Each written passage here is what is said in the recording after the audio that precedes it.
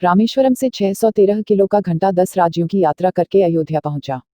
विदिशा में भी 30 सितंबर को यात्रा का पड़ाव था। लीगल राइट्स काउंसिल द्वारा निकाली गई इस यात्रा में मध्य प्रदेश की प्रदेश अध्यक्ष देवना अरोरा विदिशा से अयोध्या तक यात्रा की साक्षी बनी।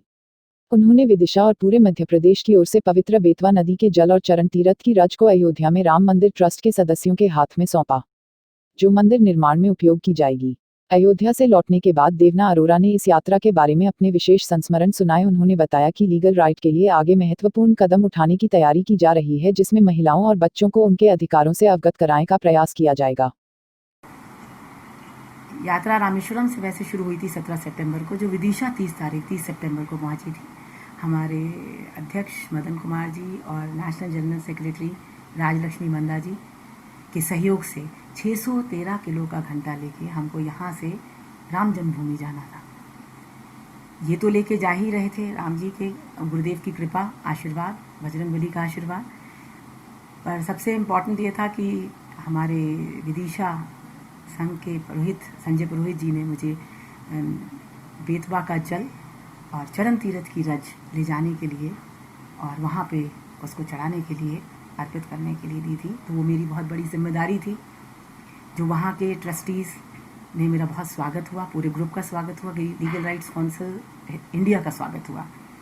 और जल रज हमने हमारे आदरणीय ट्रस्टी चंपत राय जी के हाथों में सौंपा और उन्होंने कहा जब भूमि पूजन के साथ जब जहाँ भी उनको सब को समर्पित कर रहे हैं, वहीं पे उसको भी उन्होंने कहा हम उसको सही स्थान पे पहुँचाएंगे।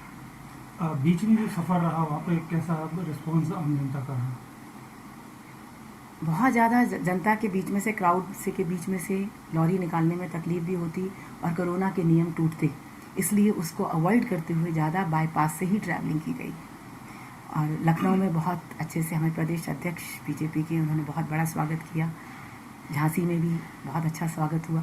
सभी जगह सबने, हरदोई मंदिर में, हमारा हनुमान मंदिर में बहुत स्वागत हुआ और अनगिनत जगह छोटी छोटी बहुत जगह बहुत सारे स्वागत हुए। ग्वालियर में संग्राम सिंह जी जीवाजी क्लब में हमारा स्वागत हुआ। ये यात्रा खुद ही, कोरोना काल में कोई भी यात्रा करना परिवार का एक जो पर प्रेशर रहता है कि बहुत ध्यान रखना, और ध्यान रखना भी चाहिए सबको। उसके साथ पर संजय पुरोहित जी ने जो मुझे ये रज और जल की जिम्मेदारी दी, इससे मैं बहुत स्ट्रेस में रही, क्योंकि इतनी बड़ी जिम्मेदारी है, इतनी बड़े स्थान पे जा रहे हैं, इतना बड़ा घंटा है, वहाँ का बहुत महत्वपूर्ण स्थान है राम जन्मभूमि।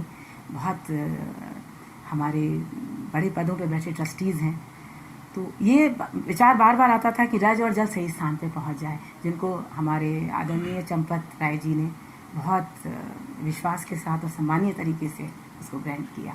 मैम, इस यात्रा से हट के अगर अपन बात करें थोड़ा सा, जो लीगल राइट्स काउंसिल है जिसमें आप अभी प्रदेश अध्यक्ष में हैं, इसका काम क्या है और आगामी तौर पर प्रदेश भर में, चूँकि आप प्रदेश अध्यक्ष हैं, तो इसको आगामी तौर पर किस तरीके से लेते हैं? क्या आपने विचारधारा भी बनाई है कि अगला कदम क्या होगा, उसके लिए क्या करेंगे? Legal rights council Madhya Pradesh में हमको अभी स्थापनाएं करनी है, लोगों को नियुक्त करना है कुछ स्थानों पे, और इसमें सबसे पहला कारण है छात्र छात्राओं के लिए लीगल असिस्टेंस देना, उनको उच्च शिक्षा के लिए गाइडेंस देना।